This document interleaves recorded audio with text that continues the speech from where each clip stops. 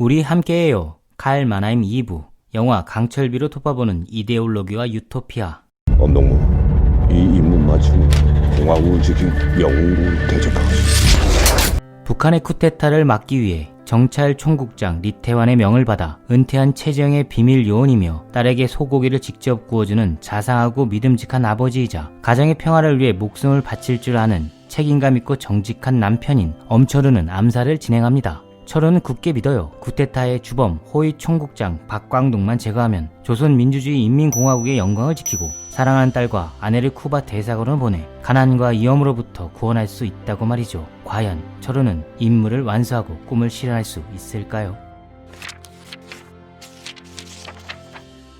엄철우는 개성공단 행사장에 반역자 박광동이 출몰한다는 비밀 정보를 입수하고 저격을 준비합니다. 놀라운 집중력으로 환풍구 속에 숨어 총구를 겨누는데 갑자기 다연장 로켓 시스템이라 불리는 미국산 무기 강철비가 인산 이내의 공단 행사장 폭판에 떨어지고 개성공단은 아비규환이 됩니다. 엄철우의 목표 박광동은 행사장에 나타나지 않았고 북한 1호 김정은 위원장이 치명상을 입어요. 엄철우는 계획이 틀어졌다는 사실을 직감하고는 위원장을 승합차에 태워 남한으로 도주합니다. 반면 남쪽 대한민국에도 철우가 있습니다. 외교안보 수석으로 청와대의 최고 권력자 대통령을 모시죠. 이혼남인 그는 전 부인에게 아이들을 맡기고 외롭게 권력의 최전선에서 미국과 중국의 외교관들과 비밀 정보를 주고받으며 분주한 생활을 이어갑니다. 오랜만에 만나는 아이들에게 무심히 햄버거를 먹이는 급급한 현실 속에 압제된 바쁜 남자죠. 곽철우는 북한의 쿠데타가 일어났다는 소식을 듣고 평소 친분이 있던 중국과 미국의 외교관들과 정보를 맞교환하며 사태를 파악합니다. 그때 북한은 남한에게 선전포고를 하고 임기가 몇 개월 남지 않은 현 대통령은 미국과 손잡아 북한에게 핵 선제 공격을 제안합니다. 일촉즉발의 위기 상황 속에서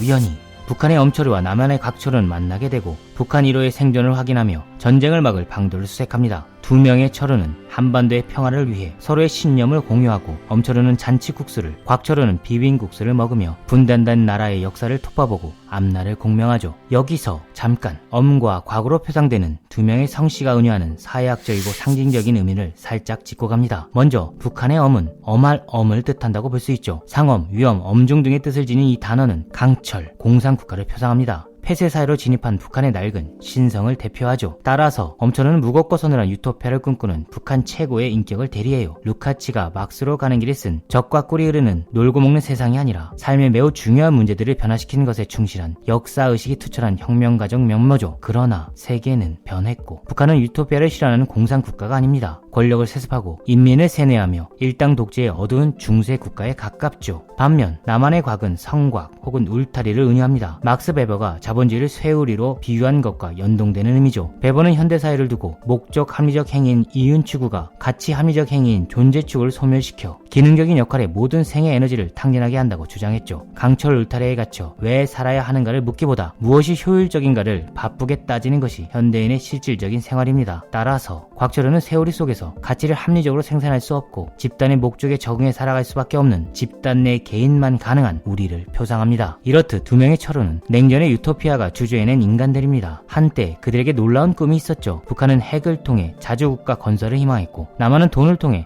풍요로운 부자를 소원했습니다. 그것은 완곡한 유토피아적 욕망이었죠. 그러나 유토피아는 이데올로기의 공격을 받고 소멸합니다. 미래가 현실에게 패배한 것이죠. 여기서 우리는 이데올로기가 현실을 정당화하는 것이고 유토피아는 미래를 지향하는 것이라는 마나엠의 진단을 생각해볼 필요가 있습니다. 유토피아와 이데올로기는 다릅니다. 강철비 속 곽철우가 21세기 한민족의 이데올로기라는 주제로 특강을 할 때 그는 이데올로기와 유토피아를 구분하지 않습니다. 그는 말하죠.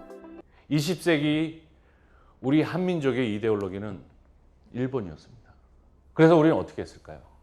일본식으로 일본을 쫓아갑니다. 그 결과 삼성이 소니보다 잘 나가고 현대가 혼다보다 잘 나가죠. 그렇게 우리는 일본이란 이데올로기에 대응한 겁니다. 그러나 곽철우의 주장은 틀렸습니다. 우리의 이데올로기가 일본이 아니라 우리의 유토피아가 일본이었던 것이죠. 과거 남한의 군부 독재는 일본을 유토피아로 상정했으면서도 그 사실을 은밀히 감췄습니다. 자기들끼리 일본을 찬양하고 자기들끼리 일본을 존경하면서 겉으론 자주국가, 독립국가를 외쳤죠. 일본이 유토피아가 되면 대한민국의 정통성은 무너지기 때문이었습니다. 군부가 물러나고 민주화가 진행되면서 은근슬쩍 우리의 유토피아는 미국으로 바뀝니다. 부자 되세요라는 팻말을 선전하며 모두가 받아들이도록 설득했죠. 진보와 보수를 가르지 않고 부를 향한 열망만이 최고의 목적으로 설정된 것이죠. 그리하여 남한은 이데올로기와 유토피아를 구분하는 세미한 기준을 마련할 수 없었어요. 권력과 돈에서 빗겨간 다수의 우리들은 모든 것이 허위식인 이데올로기일 뿐이라는 회의주적 인식에 점점 더 빠져들어갔고 자신들의 유토피아를 마치 우리 모두의 유토피아로 각색한 기득권 세력들의 이데올로기에 적응해 가난한 사람이 부자의 무의식을 갖고 부자가 가난한 사람의 취향을 자랑하는 이상한 사회가 되어버렸죠. 우리네 세포 깊숙이 박혀있는 혐오와 적대의 감성은 그렇게 익어갔습니다. 포털 사이트에 깔린 어두운 댓글들이 그 증거죠. 북한도 다르지 않습니다. 그들의 최초 유토피아는 소련이었어요. 강력한 국가를 건설하면 미국과 당당하게 맞설 수 있는 정치적 힘을 갖게 된다고 믿었죠. 이를 위해 북한은 핵을 개발했어요. 핵으로 미국의 제재를 자주적으로 돌파할 수 있다고 생각했죠. 북한 주민의 희생을 강요한 이유였습니다. 300만 명 이상의 북한 주민들은 핵 개발 기간에 취약 기근으로 죽습니다. 마침내 핵은 개발되었으나 세계는 변했어요. 소련은 붕괴되었고 중국은 개방했으며 핵으로 할 수 있는 일은 테러의 대표 국가로 지목돼 미국 언론의 선거 때마다 출연하면서 유권자들의 감성을 흔들어 정치적으로 이용당하는 야만의 이미지로만 소비될 뿐이죠. 때문에 현재 북한은 외국 자본에게 문을 열려고 합니다. 인민들에게 다른 유토피아를 심어주지 않으면 핵의 유토피아는 사실 체제 유지를 위한 이데올로기였다는 것이 발각돼 체제가 흔들릴 수 있는 상황까지 왔으니까요. 정리합니다. 남한은 돈의 유토피아를 내세워 산업화를 추진했고 북한은 핵의 유토피아를 내세워 강대국을 만들고자 했어요. 그러나 그것은 유토피아적 실현을 위한 고트가 아니라 백성을 희생시키고 단일하고 편협한 사고체계를 주조한 이데올로기적 술수였죠. 일제 강점기 이후 권력을 독점한 세력들이 이데올로기의 유토피아로 각색하고 가난한 국가가 일궈낸 산업혁명과 빈약한 국가가 창조한 군사혁명을 선전해 우리 다수의 희생과 생의 에너지를 독점적으로 사용했던 것이죠. 다시 영화로 돌아가 봅니다. 곽과 엄은 북한 1호를 살리고 쿠데타 세력을 몰아낼 작전을 짭니다. 핵미사일 암호가 담긴 북한 1호의 시계에 위치 추적 장치를 달아 엄철의 손목에 끼우고 신호가 오면 미사일로 지휘 통제실을 요격한다는 계획이죠. 그리고 작전은 실행됩니다. 곽철우는 자이로를 달리며 엄철이에게 제안합니다. 그래 살 좀 쪄라. 나는 좀 빼고. 그래서 우리 반포동에 모여 살자. 엄철우는 쿠데타 세력의 심장부로 가 곽철우에게 배운 마지막 말을 합니다. 남쪽에서 생긴 친구한테 들은 말이 있습니다. 분단국가 인매는 분단 그 자체가 아니라 그 분단을 이용하는 자들에 의해 더 고통받는다. 내를 개성에서 그 고통이 뭔지 직접 봤어. 전 인민을 그 고통 속으로 빠지게 할 수는 없어.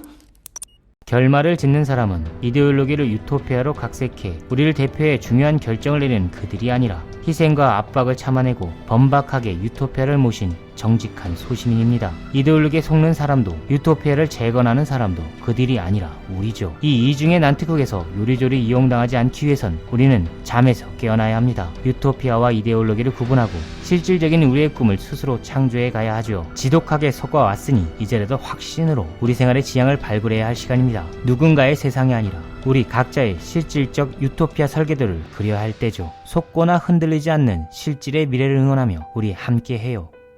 안녕. Paper Renaissance